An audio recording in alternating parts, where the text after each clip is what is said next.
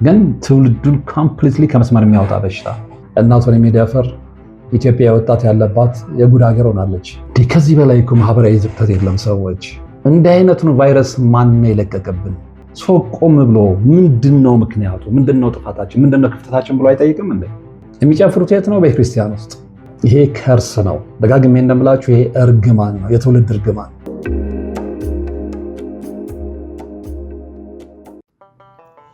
የአጋዕዝተ ቅድስት ሥላሴን 17 ዓመት በሙሉ በጭራሮ ግድግዳ መቆም መስማት ለተዋህዶ ልጆች ልብ የሚሰብር ትልቅ ሐዘን ነውና እጃችሁን ዘርጉ ባልነው መሠረት አላሳፈራችሁንም።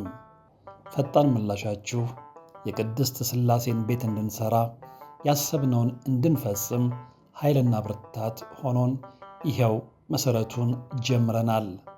የረዳችሁንን ሁሉ እያመሰገን አትርሱን ያሉ አባቶችን ምርቃት አስቀድመን ጅምሩ ከፍጻሜ እንዲደርስ አሁንም አብራችሁን ሆኑ ስንል እንማጸናለን።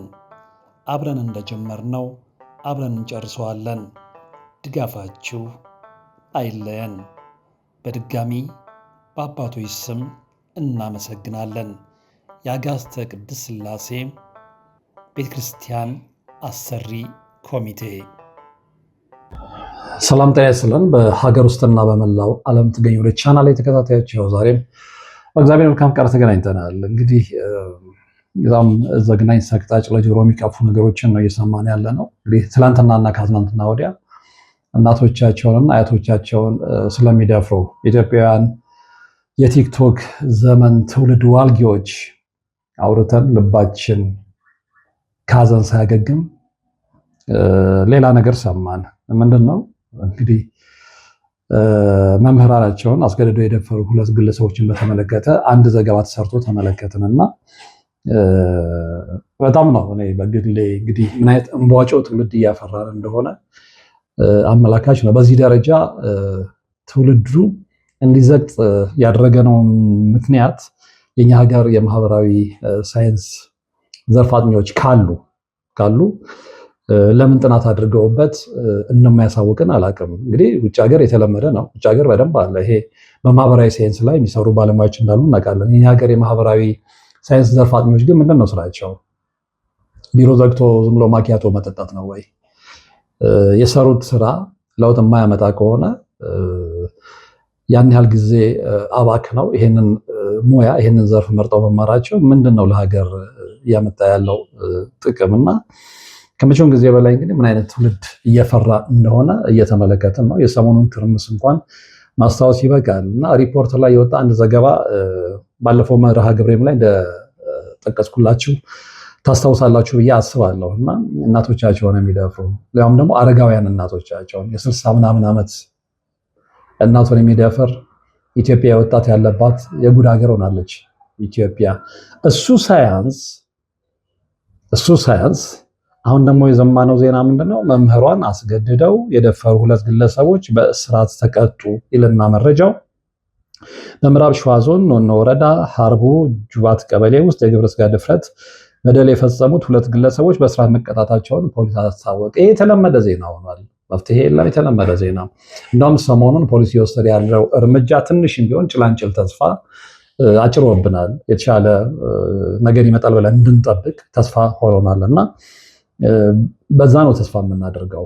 ቢያንስ እያጠፉ ያሉ ሰዎች ላይ እዚ አይነት እርምጃ የሚወሰድ ከሆነ ትውልዱን የሚያበላሹት ላይ እንደዚህ አይነት እርምጃ የሚወሰድ ከሆነ ነገ የተሻለ ነገር ይመጣል ብለን እንጠብቃለን እና አያይዞ መረጃው ምንድን ነው የሚለው የምዕራብ ሸዋ ዞን ፖሊስ ዋና መምሪያ የኮሚኒኬሽን ክፍል ምናምን ይልና ኃላፊ ምክትል ኢንስፔክተር ታደሰ በሄራ ለብስራት ሬዲዮ እንደገለጹት አንደኛ ተከሳሽ ማሞ ዘነበ፣ ሁለተኛ ተከሳሽ ቢቂላ ፍቃዱ የካቲት 27 ቀን 2017 ከሌሊቱ 7 ሰዓት ልብ አድርጎ ድርጊቱ መፈጸማቸው ተገልጿል እና ያው ማስረጃ ምናምን ተወስዶ ያደረገው እንደተፈጸመ እሷ ለፖሊስ ደውላ እንዳሳወቀች እና ሰዎቹ እንደተያዙ አሁን ይሄ ሰዎቹ መያዝ ዘገባው ምናምን አይደለም። ምንድነው ሰውን በእንደዚህ አይነት ደረጃ እርኩስ እንዲሆን ያደረገው ምንድነው? በዚህ አይነት ደረጃ እንዲጨክን ያደረገው ምንድነው? እንግዲህ እቺ መምህርት ወይ ብቻዋን የምትኖር ትሆናለች ወይ የክፍለ ሀገር ልጅ ትሆናለች ወይ ለስራ ለእንጀራ ነው ወደዛ ቦታ ላይ ሄደችው። ያም ደግሞ የምታስተምራቸው የእውቀት እናታቸው የእውቀት እህታቸው ለመምህራኖቻችን ቢያንስ ውለታ መክፈል ባንችል ሁለታቸውን የምንከፍለው በዛ አይነት ሁኔታ ነው ወይ? በምን ጥፋቷ? ሊያውም ለሁለት እንቧጮ ትውልድ ነው እየፈራ ያለው ያልኳችሁ ለዚህ ነው። አረም ትውልድ ነው እየፈራ ያልኳችሁ ለዚህ ነው። እናቱን የሚደፍር አያቱን የሚደፍር መምህሩን የሚደፍር ነገር ደግሞ አባቱን የሚደፍር እንሰማለን። ወይም ደግሞ ተደርጎ የሚሆናል ወይ ይፋ ስላልወጣም ሊሆን ይችላል። አባቱንም የደፈረ ሊኖር ይችላል። ምክንያቱም እናንትና በምን ያህል ደረጃ የተስፋፉ እንደሆነ የሰሞኑ ዘገባ እንኳን የሚያሳየው ነው። ድሮ በተለይ ቀደም ብሎ በነበረው የትምህርት ሂደት ውስጥ የተማራችሁ ታስታውሳላችሁ። ለመምህራኖቻችን ምን ያህል ከበሬታ፣ ምን ያህል ፍቅር፣ ምን ያህል ፍራቻ እንደነበረን ተሰብስበን ቆመን እንኳን መምህር ሲመጣ ካየን እንበታተን ነበር። በእኔ የትምህርት ዘመን ያንን ነው ማስታውሰው። ዛሬ መምህሩ ከሩቅ ሲመጣ ፈርቶ በክብር የሚበተን ተማሪ አለ እንዴ? እውነትን እንነጋገር ከተባለ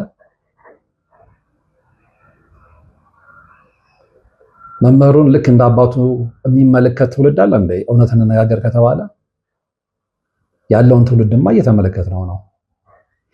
ሌሊት በር ሰብሮ ቀን ደክማ ቀለም አይዘልቀውም እንጂ ያስተማረችውን መምህሩን የሚደፍር ትውልድ ነው እያየን የመጣ ነው። ይሄ ከርስ ነው። ደጋግሜ እንደምላችሁ ይሄ እርግማን ነው፣ የትውልድ እርግማን፣ ከዘር ማንዘር የመጣ እርግማን። በተለይ በዚህ ዘመን ላይ እንደዚህ እንዳሸን መፍላቱ ደግሞ የተለየ ጥናትና ምርምር ያስፈልገዋል።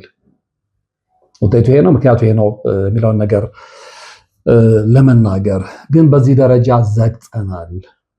ድሮ መምህራኖች በጣም ይፈሩ ነበረ፣ በጣም ይከበሩ ነበረ። ቃላቸው እንደ እግዚአብሔር ቃል ይከበር ነበረ። ዛሬ መምህሩን አይደለም እግዚአብሔርን የማይፈራ ትውልድ ነው ያለው። እግዚአብሔርን የሚፈራ ቢሆን ኖሮማ ወላጆቹን ያከብራል፣ መምህራኖቹን ያከብራል፣ ዙሪያ ያለው ማህበረሰብ ያከብራል። ዛሬ ማንም ማንን አያከብርም፣ ማንም ማንንም አይፈራም። ዝም ብሎ በደመ ነፍስ በአየር ላይ የሚሳፈፍ ትውልድ፣ የሚያቅ የሚመስለው ግን የማያቅ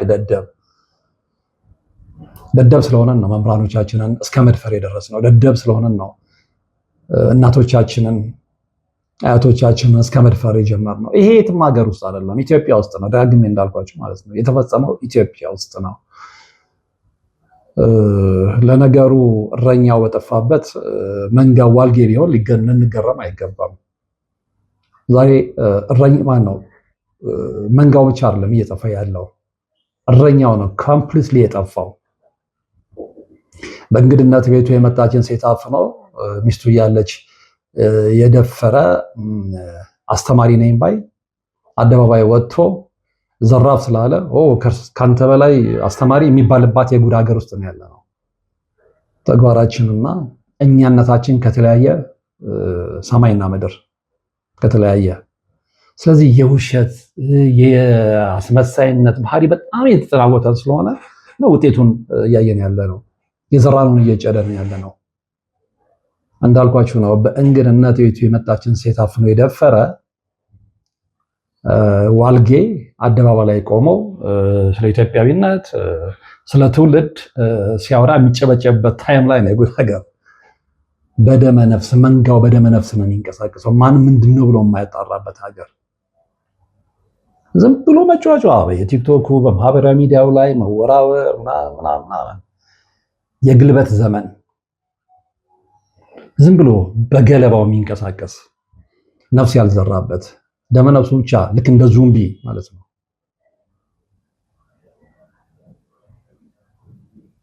ከዚህ በላይ እኮ ማህበራዊ ዝቅጠት የለም። ሰዎች እናትን መድፈር፣ ከእናት ጋር ሩካቤ ስጋ መፈጸም፣ ከአያት ጋር ሩካቤ ስጋ መፈጸም፣ ከመምህር ጋር አስገድዶ መድፈር ከየት ነው ያመጣ ነው? እንዲህ አይነቱን ቫይረስ ማን ነው የለቀቀብን? ይሄ ቫይረስ ነው፣ የትውልድ ቫይረስ።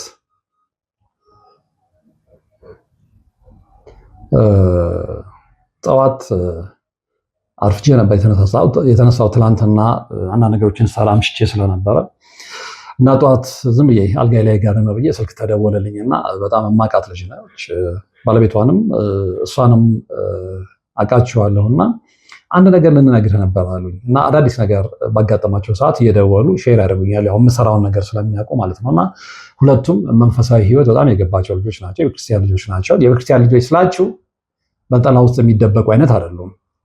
በትክክል በፈተና ውስጥ እግዚአብሔርን ፈልገው ያገኙ በጸሎታቸው የጠየቁት ጥያቄ የተመለሰላቸው አይነት ልጆች፣ በጣም ክሎዝ የሆነ ግንኙነት ከእግዚአብሔር ጋር ያላቸው ልጆች ናቸው እና ስፔሻሊ ልጅቷ በቅርቡ ረጅም ጊዜያትን አንድ ገዳም ነው ቆይታ የመጣችውና የመጣችለት ቤቷ ጋብዛኝ፣ ያው ባለቤቷንም በቅርብ ስለማቆያቸዋለሁ ሄጄ ነበር እና አንዳንድ ነገሮችን እዛ ያየቻቸውን ነገሮች እዛ ያለውን አጠቃላይ ድባብ ምናምን አጫውታኝ ነበር እና ዛሬ በጠዋት እንግዲህ ደውላልኝ አልጋ ላይ እንዳለሁ ምንድን ያለችኝ፣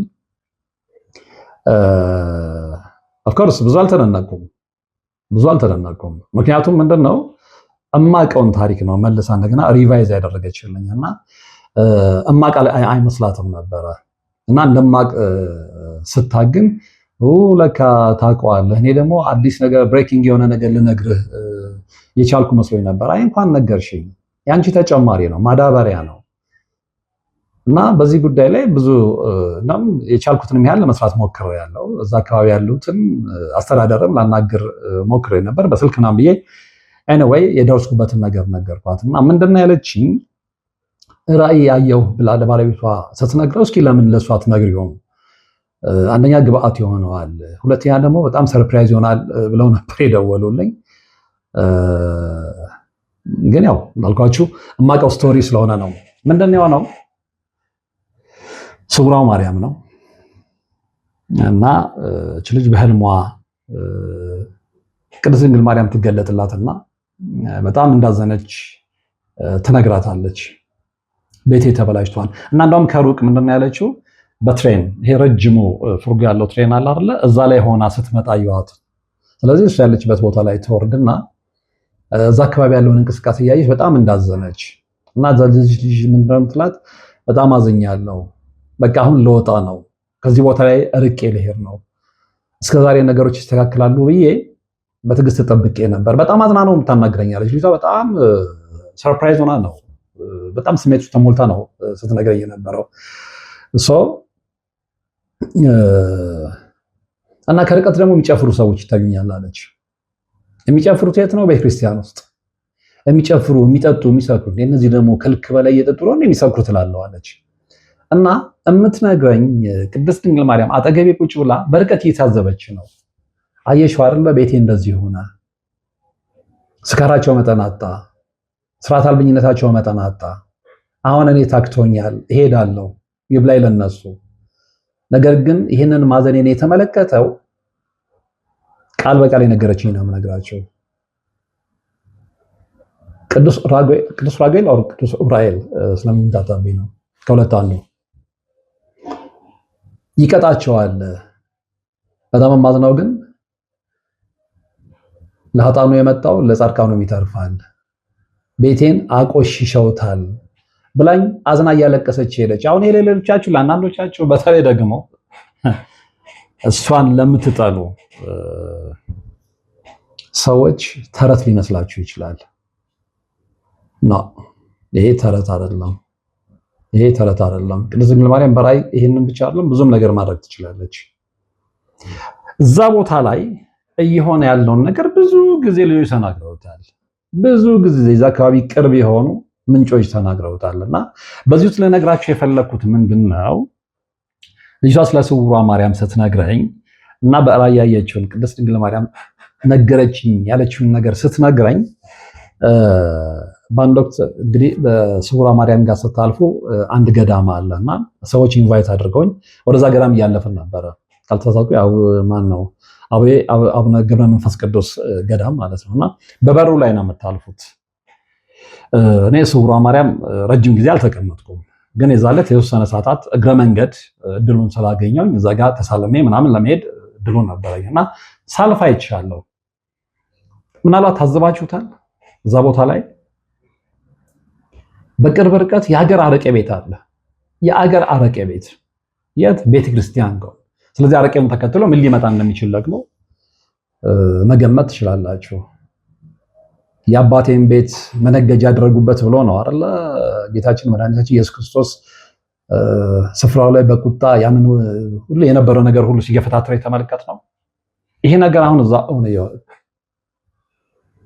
በቅርብ ርቀት ሰዎች የጽድቅ ቦታ ነው ብለው ከተለያዩ ቦታ የሚሄዱበት ቦታ ላይ አረቄ ከአረቄ ጋር ያለውን ነገር ደግሞ ለነገራችሁ አልችልም። ይሄ ቃጥላ ማርያም ላይ የተመለከትናቸው የታዘብናቸው በርካታ ነገሮች ዙሪያውን ምን አድርገውት እንደነበረ አልደግምላቸውም፣ በጣም ጸያፍ ስለሆነ።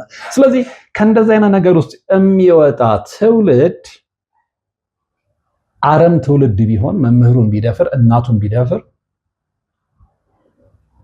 አያቱን ቢደፍር ለምንድን ነው የምትገረሙት? ድሮስ ምን ትጠብቁ ነበረ?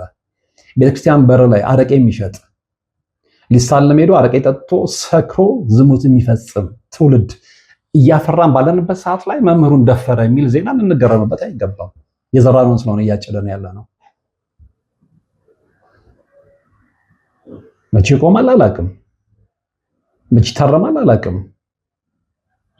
እዛ ቦታ ላይ ያሉ ሰዎች፣ እዛ ቦታ ላይ ያስተዳድራሉ የሚባሉ ሰዎች ያ ነገር ትክክል አይደለም ብለው ተቃውመው እነሱ ከአቅማቸው በላይ ቢሆን እንኳን ከመንግስት እዛ አካባቢ ካለው መስተዳድር ጋር ተነጋግረው ከዛ ቦታ ላይ ያ ነገር እንዲርቅ ማድረግ ይችሉ ነበር። ምክንያቱም ቅዱስ ቦታ ነው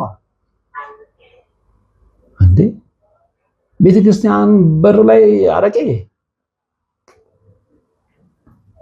ምን አይነት ጤነኛ ትውልድ ነው የሚመጣው? ሰፊ ሰዓት በቃ እዛ ተሳልሞ ይወጣል። ከዛ በኋላ አረቄ ቤት ነው የሚገባው። አረቄውን ጠጥቶ ምንስ ቢፈጽም እንዴት ነው ልንፈርድበት የሚቻለው? በዛ ላይ ደግሞ ስፕሪቱም አለ በልበል የሚለው እሱንም ማሰብ አለብን። ምክንያቱም ወደ ቦታ ላይ ስትሄዱ የሚከተላችሁ እርኩስ መንፈስም አለ። እዛ ላይ ትክክለኛውን መንገድ እንዳታገኙ የሚፈልግ ማለት ነው። ስለዚህ በዚህ አይነት ደረጃ በጣም መስመር ለቀናል። ስለ እውነት ነው ብላችሁ ከእንደዚህ አይነት ነገር ውስጥ እየወጣን ነው። እንግዲህ እዛ አካባቢ እንደነገርኳችሁ መስተዳድርን በሉት ምናምን ጥቅማቸው እስካልተነካ እዛ ጋ ያለውን ኮንፍሊክት ኦፍ ኢንተረስት በደንብ ሰምተነዋል አይደል? የሚደበደቡ ልጆች እንዳሉ፣ እዛ ላይ ድምፃቸውን ሲያሰሙ አያገባችሁም የተባሉ እንዳሉ፣ የሆነ ጋንግስተር ቡድን እንዳለ፣ ከመስተዳድሩ ጋር እጅና ጓንት እንደሆነ፣ በአንድ ሰው የቤተ ክርስቲያን ራን እንደሚደረግ፣ 100 መኪና እየሄደ የ100 መኪናው ገንዘብ የት እንደሚገባ እንደማይታወቅ፣ ይሄ ሲደጋገም የነበረ ነው። ይሄን ታሪክ መድገም ፈልጌ አይደለም ይሄንን መጣችሁ።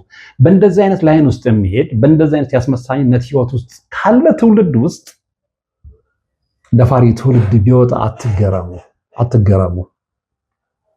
ስርዓቱን ጠብቆ ታላላቆቹን አክብሮ እንዲያድግ የተቀረጸ ትውልድማ ተበታተነ እኮ በየሰው ሀገር ያኔ የነበረው ትውልድ ፍሬሃ እግዚአብሔር የነበረው ትውልድ ዛሬ ምናልባት ርዝራዡ እዚህ ሀገር ውስጥ እንደቀረ እርግጠኛ አይደለሁም። ብዙ ነገሮች ተቀይረዋል፣ በጣም ብዙ ነገሮች። ስለዚህ ያንን የተካው ምን አይነት ትውልድ ነው? ሀገሩን የሚረከብ ምናምን ኃላፊነት የሚሰማው ሳይሆን ከቤተክርስቲያን ሰዎች ጋር ተመሳጥሮ የቤተክርስቲያን ገንዘብ የሚበላ የሚሰርቅ፣ የሚዘርፍ፣ ሙዳየ ምጽዋት የሚገለብጥ ጭራሽ ከመንፈሳዊ ሰው የማይጠበቅ ተግባር የሚፈጽም በዚህም እግዚአብሔርን የሚያስቆጣ በዚህም የተራውን ነዋሪ ህይወት ሲኦል የሚያደርግ ያና ነው እየተመለከተን ያለ ነው። ለምን ይመስላችኋል በህይወታችን ደስተኛ ማን ነው? ለምን ይመስላችኋል ህይወታችን ሰላም የጠፋው? ለምን ይመስላችኋል ቤታችን ውስጥ ሰላም የጠፋው? ለምን ይመስላችኋል መምህራኖቻቸውን የሚደፍሩ ዋልጌ ወጣቶች እንዲበረክቱ ምክንያት ይሆን ነው? ለምን ይመስላችኋል እናቱንና አያቱን የሚደፍር ትውልድ ያፈራ ነው? ነዝላል ስለሆነ ስለደነዘን ስለደፈነብን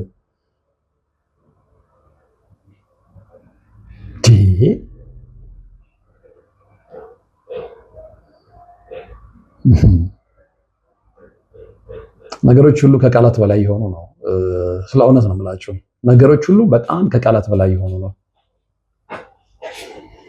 አለባበሳችን የውጪ፣ አመጋገባችን የውጪ፣ አነጋገራችን የውጪ፣ ኮፒ ፔስት የምናደርገው እብደት፣ እርቃን መሄድን እንደ ስልጣኔ የምንቆጥር፣ በአደባባይ ነውር መፈጸምን እንደ አድቬንቸር የምንቆጥር ነውር ጌጡ የሆኑ ትውልዶች ነውር ጌጤ አይሆንም ያለውና ስለ ሀገሩ የሚሰማው የት እንዳለ እንደማ እየተመለከትን እኮ ነው። በቃ ተደብቆ ቤት ውስጥ ስርቻ ያልተሻለ ህይወት ውስጥ ይሄ ደግሞ የሚያብደው ሰይጣናዊ መንገድን የመረጠው ከሰይጣን ጋር የተባበረው ነፍሱን ለዴቭል የሸጠው እሱ ውስጥ እያደረገ ነው በብዙ ነገር በገንዘቡም በምኑ እሱ ግን ጊዜያዊ ነው። ሰዎች እሱ ጊዜያዊ ነው። ዛሬ ፋሽን ተከትለ ከሌላው የተለየ ለመሆን ብትሞክር፣ ውድ መኪና ብትነዳ፣ ገንዘብ ብትይዝ፣ በዩናይት ክለቡ እንደፈለክ ብታብድ ጊዜያዊ ነው። ማተር ኦፍ ታይም የጊዜ ጉዳይ ነው። እግዚአብሔር ጅራፉን አንስቶ ይቀጣሃል። አትጠራጠር።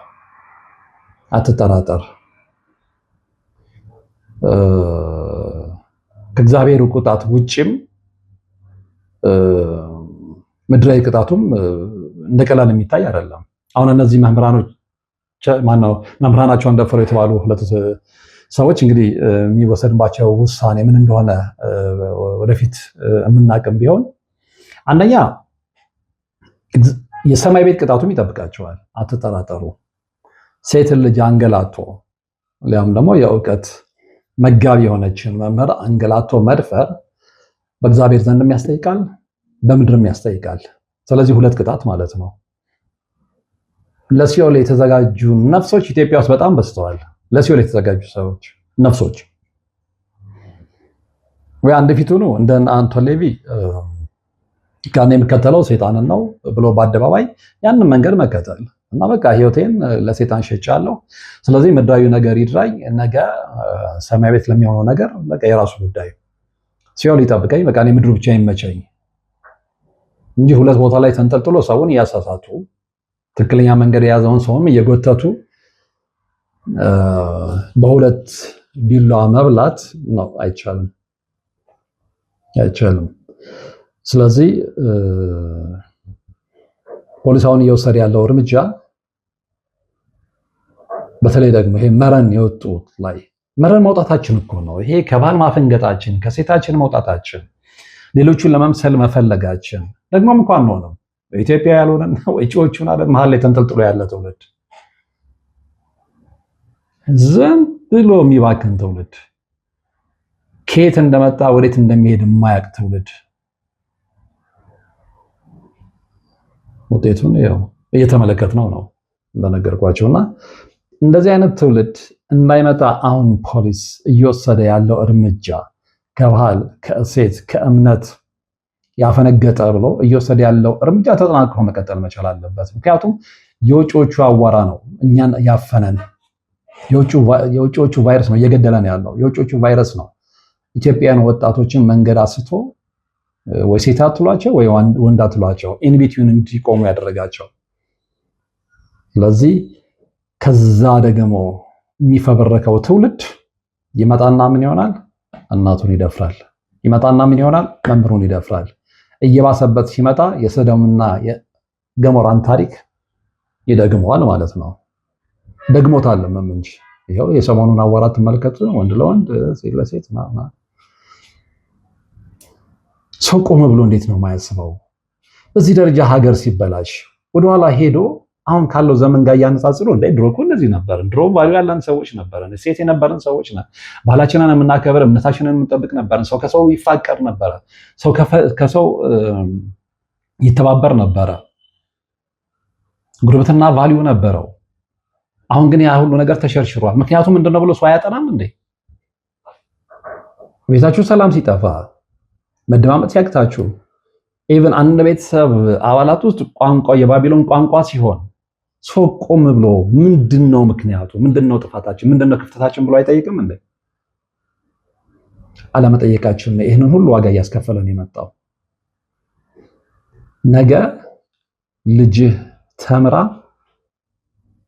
መምህርት ብትሆንና ኑሯን ለማሸነፍ በሄደችበት ቦታ ላይ የምታስተምራቸው ተማሪዎቿ ቢደፍሯት ምንድነው ፊልም የምታደርገው? እርምጃ የሚጀመረው ከቤት ነው የሚባለው ለዛ ነው። ይሄንን ፕሮግራም የምትከታተል አንተ አንቺ ይሄ ድርጊት የተፈጸመው በአንቺ ልጅ በአንቺ እህት ላይ ቢሆን ምንድን ነው ፊልም የምታደርጉት?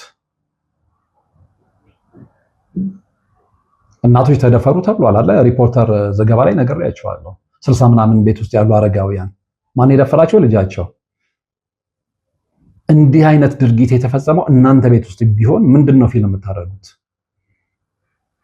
እንዲህ አይነት ትውልድ በእርግጠኝነት ያን ያልነበረም ከምናምን በርቀት ዓመት ላይ አልነበረም። ከሆነ ጊዜ በኋላ ነው ሀገራችን ውስጥ የሆነ ድብልቅልቅ ያለ መበረዝ የመጣው የሆነ በሽታ፣ ስም ያልወጣለት በሽታ፣ ግን ትውልዱን ኮምፕሊትሊ ከመስመር የሚያወጣ በሽታ። ስለዚህ ዛሬም ቤታችንን እንዲያንኳኳ ነው ወይ የምንፈልገው? እንዲያንኳኳ ነው ወይ የምንጠብቀው? እኔ እንግዲህ ብዙ ታሪኮች ሰርቻለሁ፣ ብዙ ታሪኮች ሰምቻለሁ። በተለይ ሌላ ሚዲያ ላይ በነበርኩበት ሰዓት ላይ ብዙ ሰዎችን ቃለ ምልልስ ለማድረግ እድሉን አግኝቻለሁ። እንዲህ አይነት የከረፋ ስብዕና ባለቤት የሆኑ ሰዎችን ግን የተመለከቱበትን ጊዜ አላስታውስም። እናታቸውን የሚደፍሩ ልጆችን ታሪክ አልሰማውም። አዎ በጉርብትና የተቀላቀለ ሰው ህፃን ልጅ ደፍሮ ጉዳዩ መጥቶ ኢንተርቪው ሰርቻለሁ፣ አስታውሳለሁ። ከክፍለ ሀገር የሆነ ዶክተር ነው ምናምን የተባለ ሰው ግቢው ስትጫወት ልጇን አግኝቶ አስገድዶ መድፈር አደረገባት። የ4 ዓመት ልጅ እናትየው ይዛት መጣት፣ ኢንተርቪው ተሰራ፣ ወጣ፣ ብዙ ነገር ተፈጠረ። ሌላ እንደዚህ አይነት በርካታ ታሪኮችን እንደሰራ አስታውሳለሁ። ከሰዶማውያን ጋር በተመለከተ ብዙ ታሪኮች መጥተው አስተናግጃለሁ። ነገር ግን በእኔ የሙያ ዘመን እናቱ የደፈረ ሰይጣን ወጣት ታሪክ ግን ሰምቼ አላውቅም። ይቅርታ አድርጉልኝና ዛሬ እዚህ ደረጃ ላይ ደርሰናል እና ይሄ ሁሉ የድንዛዜያችን ውጤት ነውና ልንነቃ ይገባል። ሁሌ ከህግ አካል ብቻ የሆነ ነገር እየጠበቅን መሄድ የለብንም። የራሳችንን እርምጃ መውሰድ መቻል አለብን። የኛ ሀገር ማህበራዊ ሳይንስ የሚባል ሙያ ውስጥ ያላችሁ ሰዎች ካላችሁ እባካችሁ ስሩ። ሌላው ቢቀር ለህሊናችሁ ለደሞዛችሁ አይደለም፣ ለህሊናችሁ ስትሉ ትውልድን የማዳን ግዴታ ስላለባችሁ ይህንን ፊልድ ስትመርጡ ያለ ምክንያት አይደለም አይደል? ለራሳችሁ ቃል ገብታችሁ ነው። በቃ በዚህ ሙያ ላይ ተመርቄ ሀገሬንና ትውልዴን አገለግላለሁ ብላችሁ ነው። ብታገለግሉ ኖሮ እንዲህ አይነት ገደል የገባ ትውልድ አይፈራም ነበረ። ስለዚህ ሁላችንም የየበኩላችንን ብናደርግ ቢያንስ ችግሩን ልንቀርፈው እንችላለን የሚል የግል እምነት አለኝ። እንግዲህ ለዛሬ ወደ እናንተ ያደረስኩት የተከታተላችሁትን መረጃ ነበረ። በቀጣይ በሌላ መርሃ ግብር እንገናኛለን። ሁለተኛው ቻናል ላይ ያሳያችሁኝ ያለው አበረታችነት ይበል የሚያሰኝ ነውና በዛው ቀጥሎ። አዲስ የሆናችሁ ሰብስክራይብ አድርጉ፣ ወርቅ አፍራ ሁለትን። እንዲሁም ደግሞ ቪዲዮ ስትጀምሩ ላይክ አድርጋችሁ መጀመራችሁን እንዳትረሱ። በቀጣይ በሌላ መርሃ ግብር እንገናኛለን። እስከዛው ግን ያላችሁበት ሰላም። የአጋዕዝተ ቅድስት ሥላሴን 17 ዓመት በሙሉ በጭራሮ ግድግዳ መቆም መስማት ለተዋህዶ ልጆች ልብ የሚሰብር ትልቅ ሐዘን ነውና እጃችሁን ዘርጉ ባልነው መሠረት አላሳፈራችሁንም። ፈጣን ምላሻችሁ የቅድስት ሥላሴን ቤት እንድንሠራ ያሰብነውን እንድንፈጽም ኃይልና ብርታት ሆኖን ይኸው መሠረቱን ጀምረናል። የረዳችሁንን ሁሉ እያመሰገን አትርሱን ያሉ አባቶችን ምርቃት አስቀድመን ጅምሩ ከፍጻሜ እንዲደርስ አሁንም አብራችሁን ሆኑ ስንል እንማጸናለን። አብረን እንደጀመርነው አብረን እንጨርሰዋለን። ድጋፋችሁ አይለየን። በድጋሚ በአባቶች ስም እናመሰግናለን። የአጋዕዝተ ቅድስት ሥላሴ ቤተ ክርስቲያን አሰሪ ኮሚቴ